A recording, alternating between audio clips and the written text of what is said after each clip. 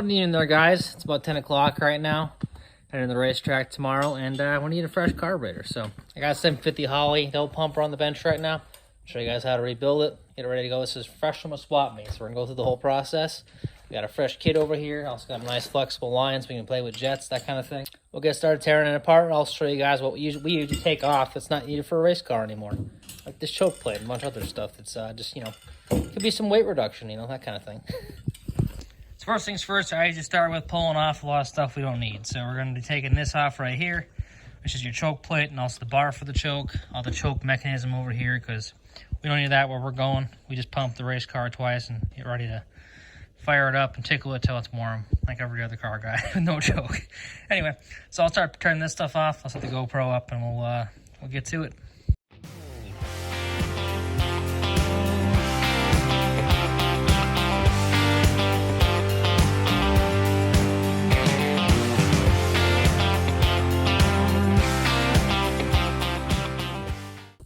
Just like that, no more choke mechanism anymore. So as you saw, it's pretty easy to pull off. Basically, you got to spread this out a little bit to get the plate out, and then it's all just screws and random stuff. And you can leave this just a bare rod like this, not a problem. And then that way you have easy access to all of your, you know, accelerator pump in the back, accelerator pump in the front, arms, that kind of stuff. Also easy access for changing your squirters in the meantime. This also has the Johnson plate in here, which is kind of cool. Some spot meat find. This is like a $40 chunk of brass right here. It's kind of handy. So, but this is an older carburetor. It's probably like an 80s Holley with the plastic arms. I think they went to the metal ones. I want to say probably like early 90s, somewhere in that range. But I know the one we had on our Scrambler, which was about 1985, had these same arms on it like that. So I know the 80s ones are set up this way. But anyway, now that we got the main extra junk out of the way, I'll probably break these out of the bowls here too quick, because I'm not going to use these because I have my line screws right in, just like this. That way when it's all assembled, it's easy to tear apart, and then we'll start pulling bowls off and see what's inside. And the good thing too is also look at what's, you know, analyze what's been changed, what looks weird before you start. Don't just tear it all apart and then figure out where it was. Kind of just track your progress as you're going, see what's adjusted and unadjusted. And I'll show you how to adjust things if they aren't adjusted right here. So, which there'll probably be some stuff, because every swap meet carburetor's got some of that, because they're swap meet carburetor, just usually how it goes. One thing to look at when you first start your carburetor out, you can kind of see how it was adjusted, and I was talking about before. So one thing to look at first, accelerator pumps. They may be shot in that case.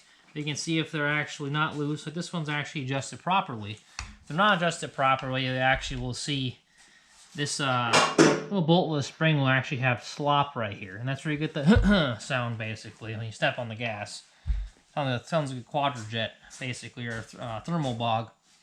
As a Holley, usually it's the front one, obviously, so if this actually has slop in it, you'll have the sound kind of deal when you step on something, or you just nail it from a dead idle and it will cough immediately.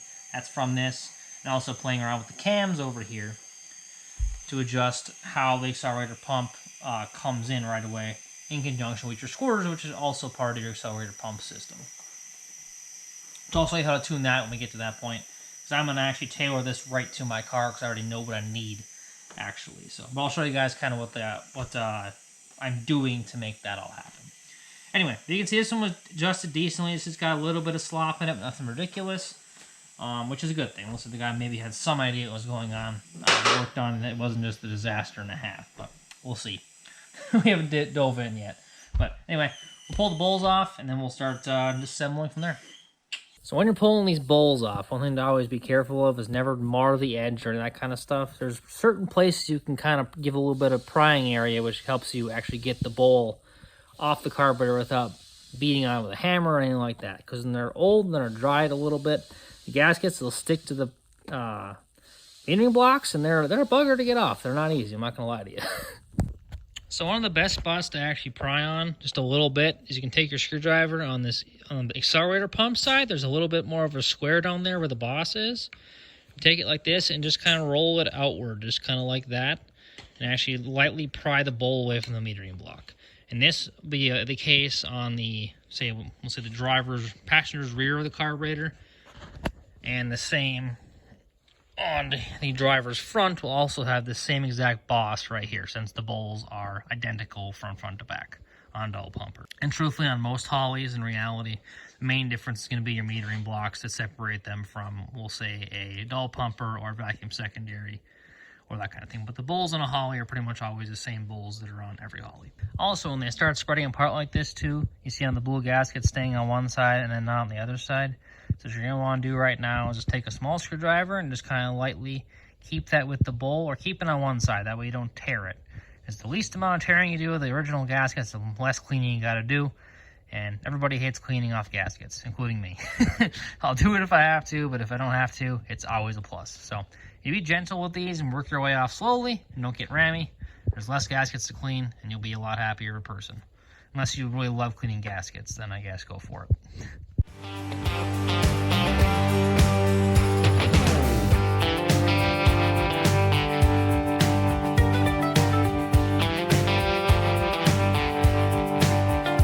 So as you can see with a swap meet carburetor, it's kind of usually how it goes. You either have one that's super clean inside or one that's kind of crusty like this one is right here. So this is not ideal, but we can make her work. We'll get her cleaned up. So got some crustiness in here. It doesn't look like much was really played with though. Looks like the basically floats are set properly. They're at the right spot, which is basically going to be just a little bit, basically kind of just a little, at the top of the float's more or less level. It's kind of how I always set them, more or less like this. I flip them upside down. I set them where they're more or less level like this. This is a little bit low in my opinion, but I may also be stuck because I'm guessing this carburetor looks like it's been dry for a hot minute, which is not always handy, but it's what it is. So we're going to get the metering blocks off too, which I'll show you guys how to do those. The same easy step. I take a small screwdriver and there's these little plugs on the top of them. Do not poke holes in the plugs. Just take it nice and gently like this on this edge and just kind of lightly pry your way off just a little bit like that, gingerly, and they'll come off for you, no problem.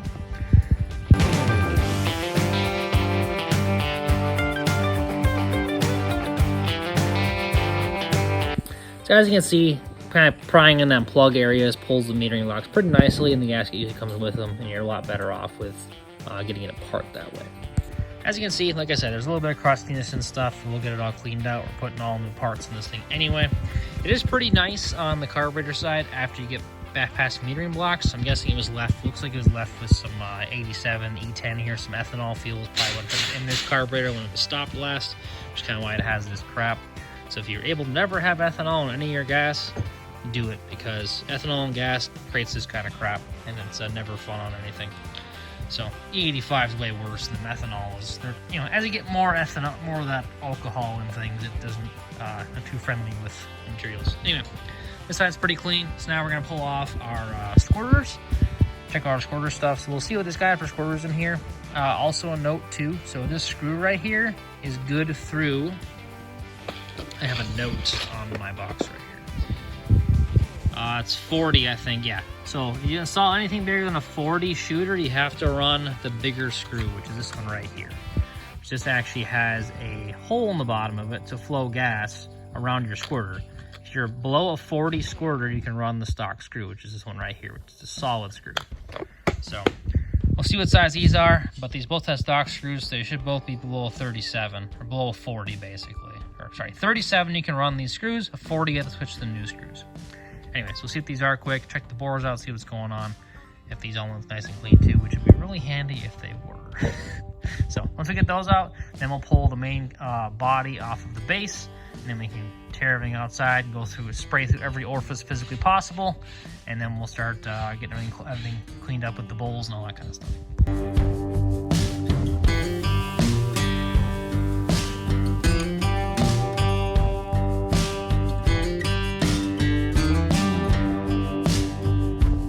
Now we got the whole main portion apart and stuff. Obviously I pulled the screws out of the base. That's not rocket science. And the best thing to do is to leave your gasket with this piece, with your center section, because you're gonna be like 4 gaskets in your rebuild kit, and you gotta make sure it's the right one with the right holes. Because you don't have the right holes, you won't have vacuum, or you won't have gas going through, or you won't have air going through, or something won't be right, and you won't have a working carburetor. So anyway, we're gonna pull the bowls apart now. So we're gonna pull out the carburetor pump bottoms out of here, and then we'll pull the needle and seats out of the top.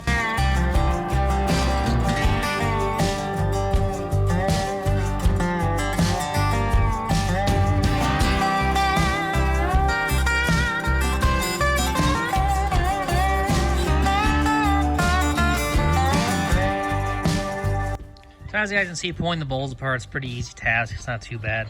So basically, you're going to pull your 4 screws out of your accelerator pump. There's going to be a spring in there. If there's no spring in there, it's going to be a problem. And you're going to have your diaphragm. And when carburetors are old and the Holleys stumble, you do the kind of deal when you step on them.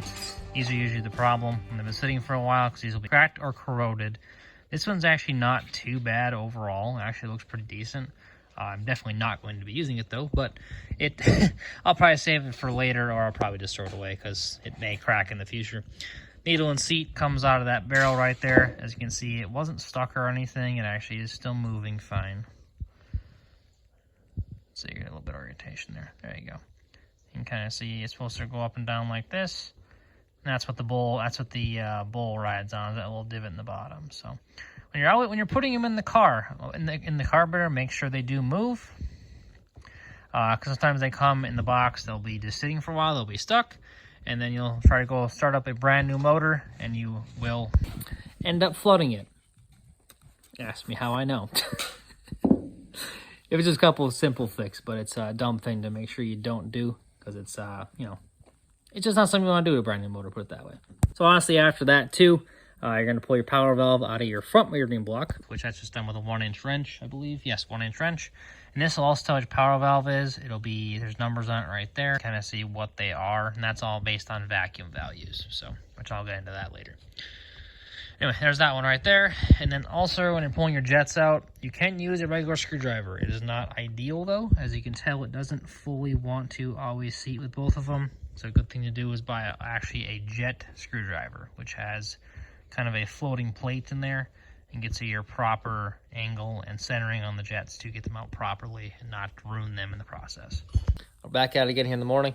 I stopped around probably 1 a.m. So, because we're going to the racetrack today too, so I was trying to get some sort of sleep. But anyway, I got everything all cleaned up last night. So I got everything all washed and cleaned, and all the bowls looking nice. Everything kind of, cleaned up much as I can anyway, with corrosion-wise. It wasn't too bad, actually, I will say that. I mean, the front bowl cleaned up real nice, actually. A little bit back in there.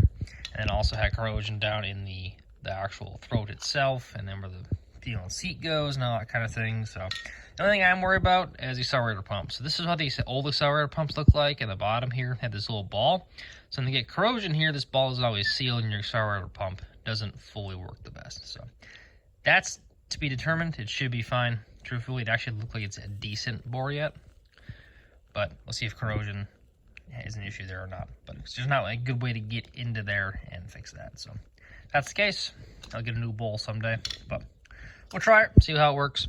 Because this is how the newer bowls look, which is a really good setup. And they actually have just this flat area. They kind of have like actually a little rubber kind of flap. It kind of pushes through this main hole right here to the backside.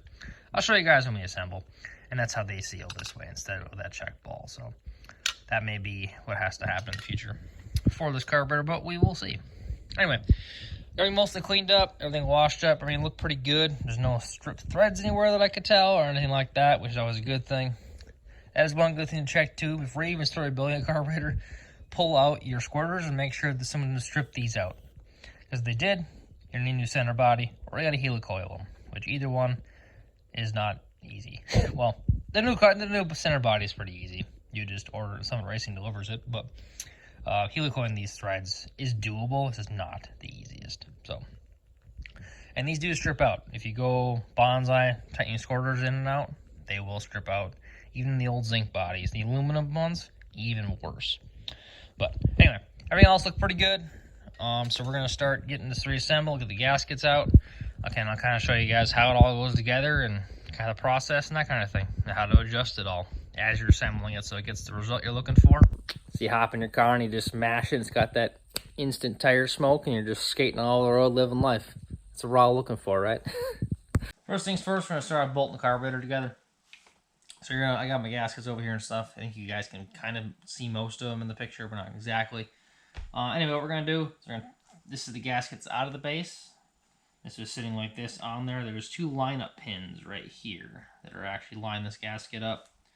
So we have to make sure we get the exact same one for this project, because One thing you never want to do is you never want to put the wrong gasket down here because there's all sorts of vacuum passages and everything else. So if you had the wrong gaskets right off the bat, you are going to create yourself issues. You're going to be mad because the carburetor doesn't work right. It requires the right gaskets, plug the right holes, and make the right thing work. So also different sizes of inlet of bores too, because the kits come with gaskets for multiple carburetors. This is more like a double pumper kit. So this comes with gaskets for probably all the way from a 650 double pumper all the way up to an 850 double pumper by the looks of things. Because it also has a 50cc accelerator pump diaphragm on hand here, which this carburetor doesn't have that, but an 800 would have a 50cc accelerator pump diaphragm and bowl on the back side of the carburetor. And that's where that kind of starts. Anyway, so as you can see, base gaskets, there's some major differences in sizes. So you want to make sure you get the right one that matches what you had in the car. Or on the carburetor, I should say. Which mine should be the one right here. It's about the 750 size. So the best you want to do is take it and set it on top of the other one. Make sure all the holes exactly line up. 100% for sure. Everything's where it needs to be.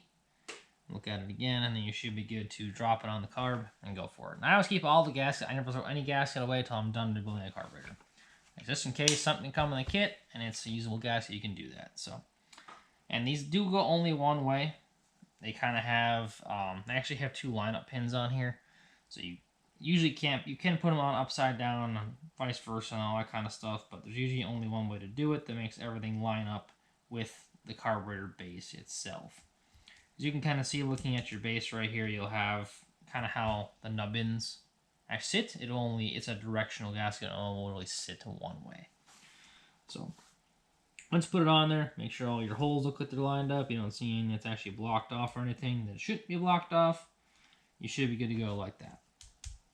So now in that case, we can drop our carburetor off. And I got this all cleaned up, so I like to make sure the surface is nice and clean. I did use a razor blade a little bit, but I more or less actually like to use some of these round brass brushes in passages and that kind of stuff, like for the bowls and cleaning out up in the edges of the bowls and that kind of thing. And also a brass wire brush for other surfaces if you need to play with them. You cannot use a regular wire one because it was too abrasive and it will scratch the heck out of any surface you aim it at. And you'll have leaks everywhere. You'll be mad at me like, followed Stefan's directions, why isn't this working? And that's part of what it is. Because if you hit it with a wire brush too much or a bench grinder, it's a little too abrasive. It can get out of hand real quick. You can do it, but I would not suggest it. So I use a brass for everything on carburetors. It does a pretty good job of taking pretty much everything you need to have out of there. Unless your carburetor is obscenely dirty, and then you may have to soak it in solutions. So, but usually I try not to buy carburetors that don't have gas in them at the swap meet or something like that. If they're totally dry at the swap meet, usually they're corroded to heck inside most of the time. Not all the time, but most of the time. So usually if you can kind of pick them up and they got some gas in them a little bit, it's a good chance. It's not 100% terrible in there. Anyway, so put this on. Biggest thing as always, this is obviously where trial cable hooks to. So that's going to be the driver's side of the carburetor, or closest to you. Your choke horn will be towards me, basically. And you can obviously tell which side of the carburetor is which. Most of the time, they look different from side to side. Even with a flowed center, you're going to have these similar bosses that you can obviously tell which side is which. So, and this should pretty much drop on. Shouldn't be too hard to do, so you just kind of drop it like that. Boom. Just line it up with the holes, just like that. And you can kind of set it up on his back. Grab your screws. Toss them back in the base. And you don't need to go crazy with these. I mean, you need to tighten them, yes, but you don't need to go insane to the point where they're stripping out of the holes and everything like that. So I'll first get the needle and seat set up, set the float level. I'll show you guys how I usually do that. General rule of thumb. That works pretty well for me. I've had no issues with it. And it's a nice way to put the float at a level where you want it and not have to go through the work of measuring everything, going nuts and pulling out your plugs out the side to get the gas out the side to have the gas the right height and all that kind of thing. Anyway, so I'll show you guys how I do that, and then we'll show you guys how to build up the metering blocks here in a few minutes. So like I said before, always make sure your needle and seats move back and forth just like that. They're not stuck in one place from sitting. Per my, I think I talked about it earlier in the video. Anyway, so those both look good. get the bowls ready to go. And it's a pretty simple setup for these, truthfully. Basically, you need your needle and seat, 5/8 wrench. Should be a 5/8 wrench. Yep, 5/8 wrench, and a regular screwdriver. So, and one thing to make sure the needle and seat always roll smoothly in the hole, I just put a little bit of WD-40 on the O-ring there a little bit. You don't want to ripping it, then it won't seal. And this basically just goes down in the hole, just kind of like this. Just kind of drop her in like that, and I start screwing it into place, just like so. And then you'll need your washers. So you look at your whole kit of parts over here, and there's a lot of, really not too much stuff in my opinion, but I know there's a lot of little washers and that kind of stuff. So needle and seat, you're gonna want these washers right here, and this, so that both gaskets, I should technically say. So your one gasket goes right here, drops down over the, basically onto the base of the carburetor bowl. And then you're gonna have your nut right here, and that actually has a square spot, just like you see right there, and that's what you adjust your height with. That goes like this, and you have your last washer, or gasket goes over the top. And then you take your screw right here, and you screw through all that. And what that allows you to do, as I'll show you in a second. So once you get all that in spot, usually I like to do, I'll flip the float upside down like this. That way I have the ability to see where it's at, where basically it would sit, and I effectively usually just take this nut I put on there, I just kind of turn it until it starts to rise up, and approximately get the edge of this more or less level, or with the edge of that plug. I'm pretty much about right there. That's usually what I do. Most of the time works well for me, and that sets me in a good spot to have the float at the proper height. Basically, you're lining up the edge of the float with this kind of second lip they have on them right here, with the edge of the screw threads in the inside of the bowl itself. And now that you have that where you want it, you can take your screw on top, just do like that. And you might want to hold your nut without moving it, just like that, and take your screwdriver and just tighten that down. Just like so. Now, your float is set. So, pretty simple setup, not too bad to do. It's just, knowing some of the tricks to do without fighting it so long. So, like I said, about the right height you're looking for. And I'll get the accelerator pump ready to go here in a second. So I'll show you the two different accelerator pump styles since I have both here. I'll get to this one in a second. This is the old style. This has a little bar across it with a check ball. So you don't need to do anything else with this one, but take your spring, just like this. Put that in the hole and grab your brand new diaphragm. So this is a 50cc pump. You'll realize when you have 50cc body, it's a massively deep version of this. This is the 25cc one, or 30cc I should say. So you're gonna run with the small diaphragm you got here, drop that right over the hole like so, just like that, and then you're gonna put your, basically body on top, just like this. That's the whole job. And you put your 4 screws in.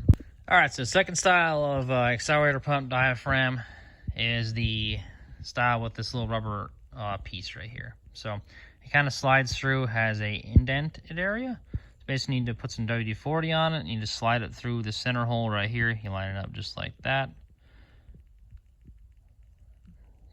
So it'll cooperate just like that. You slide it through, and that way this little rubber diaphragm sits flat on the bottom surface of the diaphragm, the accelerator pump housing, basically. And that does the same sealing job as the check ball did in the front side.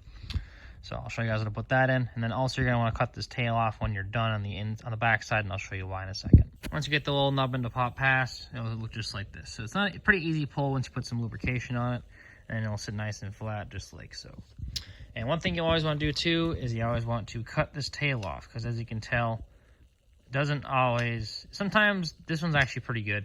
Sometimes that nubbin will get in the way of the float actually going all the way to the bottom. So then the float will never actually shut off. So I always have to cut them off with just a nice flush cutter for zip ties. One like this, where you can just kind of reach in there and grab her about little ways up, just like so. Cut her off, and job's over. Nothing to worry about. All right, now we got our bowls done. Now it's time for metering blocks. So now we're gonna start with the front one first, and I did pull out the idle screws too. They have a chunk of cork on them like this, and the screw goes through them. So I'm going to replace the cork, which we got some right there, which just kind of just shoves in the hole and put your screws in. I also got to put our power valve in and our jets, which I'm going to change the jets because I actually need a different jet. This had 70s in the front, I believe. Let's see here. 70. There we go. 70. I'm going to put 73s in the front. And then also the back are pretty small. They were still 75s. So I'm going to be putting 85s in this for what I'm doing. So since I have a pretty similar tune already made with this whole carburetor for my Gremlin, I'm going to run the same tune on the AMX for this time being. So anyway, so we're putting new jets in here, so we don't have to worry about cleaning those or anything. But also accelerator pumps, power valves. So one thing to do is you can always see what size they are. You can look at them right here. The older ones have the numbers on the right-hand side of the screen. So you can see there's a 6 right there and a 5 on this side right here. I mean, this is a 6.5 power valve. That means the engine has to drop below 6.5 inches of vacuum to open this. So basically, the engine's always sucking on this. All the engine's running all the time. This is more a partial throttle fuel feed is what the power valves might actually typically used for. There's a lot more information on these. There's a lot you can do power valves. I'm not going to cover in this video, but anyway, a 6.5 is a pretty normal spot for a 750. That's what they mostly come with, and it'll work on most motors. So you can start there, and if you have any issues, you can trail off from that point forward. But we're around 6.5 in this is organized for what we're doing too. So, and the new power valves actually look like this. They actually specifically say a 6.5 with a nice number on them, so you can easily see them. So starting off with the power valve in, which is going to be one of the bigger gaskets you get with your piece here. Make sure you got a 6.5 in your hand. And then, since this is a not a 4-corner idle carburetor like a 750 HP would be, which is going to flow the center, and then we get metering blocks that also have all that. So only going to have one power valve. And you're going to need your 1-inch wrench. That over the top and give her a slight turn. You're good to go. That's all you need. Power valves in the hole. Now I'm going to go into my handy dandy Holley jet assortment kit right here. We get ourselves some 73s. So all the jets are labeled in size like this, basically what number they are. That does not mean that's the size they are. So the orifice hole size is not like 80,000s, 84,000s. It's a different number. It's just a numbering system Holley came up with. I'm not exactly sure why I did it this way, but I guess it works. So we're going to toss in some 73s. So then jet-wise, you just kind of screw them in the hole, much like so. And with our Holley jet screwdriver.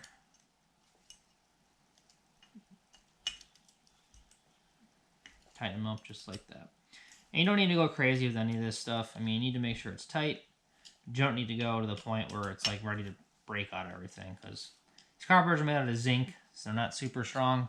And if they're made of aluminum, they're less strong. So anyway, that's a metering block. And also, when you're cleaning metering blocks, take brake cleaner or carburetor cleaner and spray through every individual orifice on this thing. Make sure they come out of their locations and you don't have any issues, because you got blockages in here, it ain't gonna work either. So installing your new air bleeds, we have put your little chunks of cork in there. They just come in a little round piece just like so. And you just kind of shove them down in the hole and run the screw through them. And they more or less hang out there. That's kind of always done it. So, and then since you don't know really exactly where you pull them out, just go back basically a turn and a half from all the way in. And you can start from there. And then when you put it on the motor, you can tune a little bit as needed. And I'll show you guys how to do that when we're at the racetrack. So. Alright, now that we got all our bowls ready to go, our metering blocks set up with the correct jets, we're going to start the assembly process. So, main thing is grabbing the right gaskets and tossing them on the correct spots. So, these gaskets are going to be the same for either side, same as the bowl gaskets, so you don't have to worry about that too much on this carburetor. To work on a vacuum secondary, different story.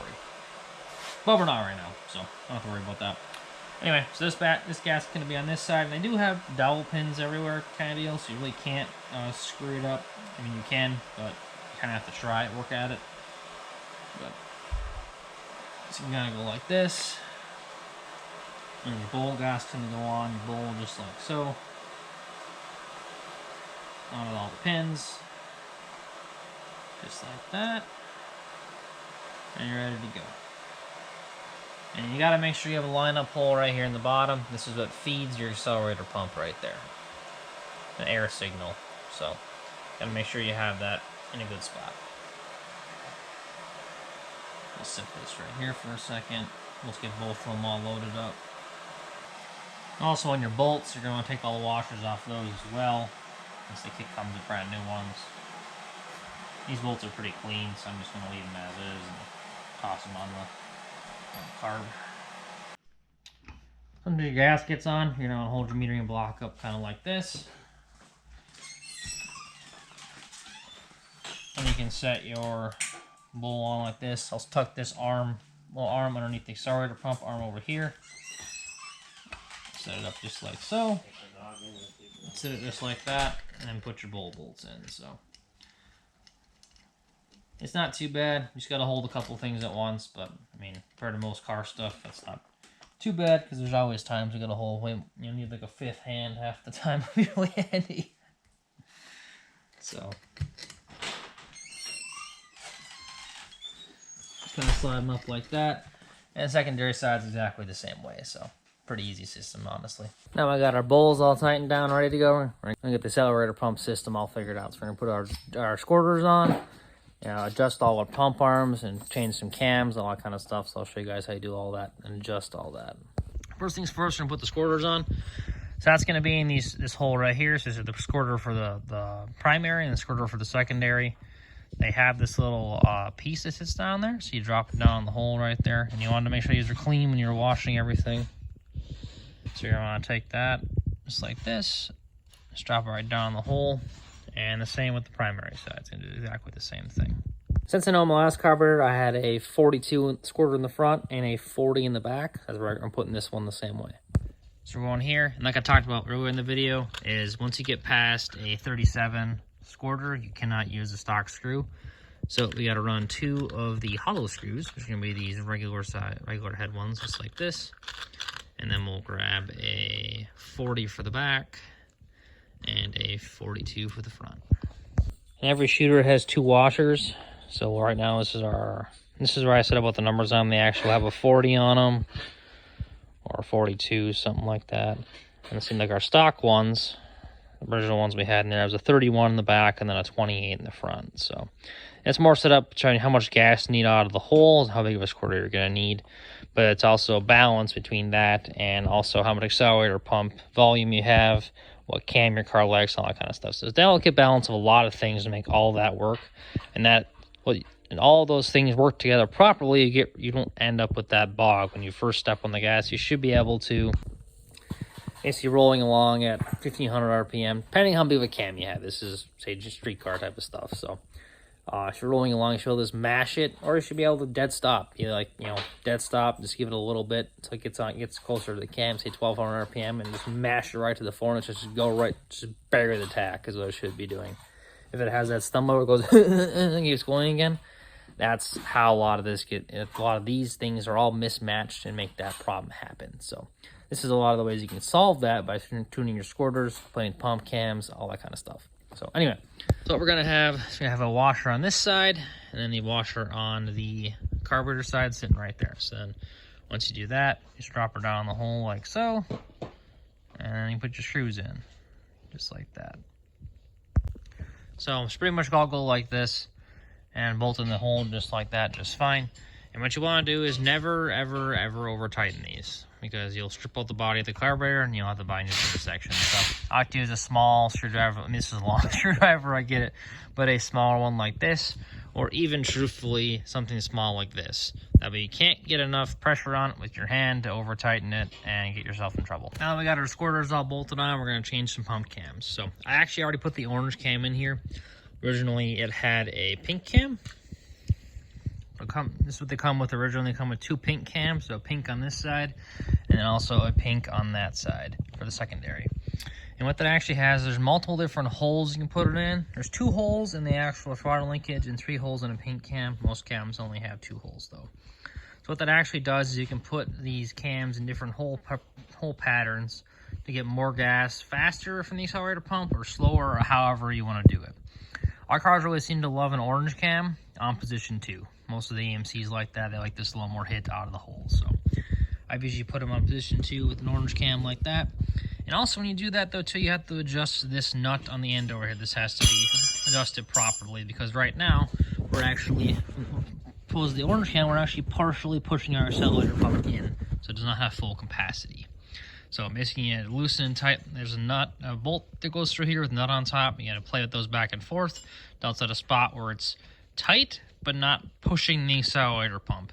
And that's exactly where we're going to keep that at. So, and also keep in mind, whenever you adjust the idle of the carburetor, you need to also readjust this again because how the idle works, it'll actually pull this back a little bit, which as you can see moves down that arm over there. So you have to adjust that. So you look at a carburetor to swap me and it's got this much slop in this thing like this. It's got that much play in that. That was not adjusted right. That's usually where you get that bog from. So we're going to adjust this bolt right here perfectly. As you can tell, this sticks out a lot more once it's actually in the right spot at the edge of travel. So we're going to tighten this so it's just basically sitting like this. So as soon as you breathe on the linkage over here, it starts pushing the accelerator pump down and get the effect you're looking for. And the same goes for the backside over here too. This is how you should have it, just like this. So as you can see, as soon as I even start moving that, just an inkling, it starts trying to move that arm. That's exactly the effect you're looking for. Well, so there's a wrap on the carburetor anyway. I got my writing on here because it's a race car carburetor, so you might as well label it so you know what's in it. So 783 jets in the front, 42 squirter in the front, and I got 85 jets in the back and 40 squirter in the back. So I was good to just do that. Then you ain't got to worry about what's actually in the, like next year when you pull out your car and like, okay, what do I have in there now? It's labeled, don't have to worry about it no more. And I put on my Summit line, that's all ready to go. It just is handy, that way you can have the flexible center section to pull off and change jets if you want to in the future. Everything's all adjusted. And then we also got our plugs and everything. So we got a plug on this port right here on the side, the one down there, and also the one on the back, because we run an EVAC system on our cars. And if you run the PCV, that goes to the one back here. So that's a wrap for it on the bench. Now we'll get it loaded up in the race boxes, all around to the track, and we'll finish the rest of this process at Raynard. So see you guys in a few. We're gonna change the carburetor on the black AMX and see if that gains us any. So I'm gonna put that 750 I got rebuilt on there over the 800 it currently has on it, and we'll see what happens. So here's the setup currently right now. So I'm gonna pop everything apart, pop the carburetor off. I got the fresh carburetor put on a few minutes ago. Playing around with the air beads a little bit, getting it to sound right.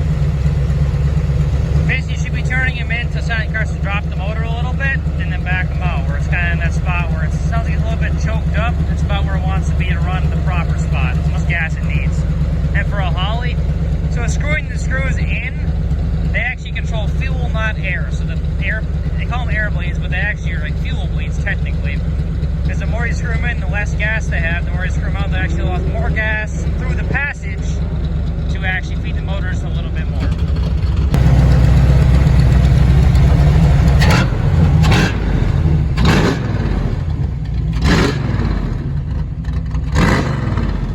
Nice and snappy, that's what we're talking about. So after all that tuning and setting the idle and stuff, and as you guys saw, I had a lot of the accelerator pump arms adjusted on the bench. I'll show you how loose it is now after a little bit of tuning it. So after a little bit of setting the idle and stuff, the arm's got this much play now in the system. Just could turn the idle down and playing with stuff. So it's better off to readjust it once you have the idle where it's set properly, and then you're in a pretty good spot. So that's more or less the whole thing to rebuilding carburetor. Is not too bad to do, honestly. It's just going through the process the correct way and following along and get where you need to be. So, and always playing with the cams and the shooters is the main thing too. The car's having the hiccups out of the hole. It's good to always change squirters to get that kind of figured out. You run a bigger squirter to a point, so you need to start upping your accelerator pumps. It really depends on your vehicle though. So a light car like this car right here, this weighs 3,065 pounds without me in it. It's a full car basically. It's like a 410 gears, 28-inch slick on it. With probably like a, I don't know, probably 400 horse motor or something like that. So basically between playing with your accelerator pump cams, squirters, and all your internal pieces, get yourself a pretty good carburetor that'll really has some snappiness to it.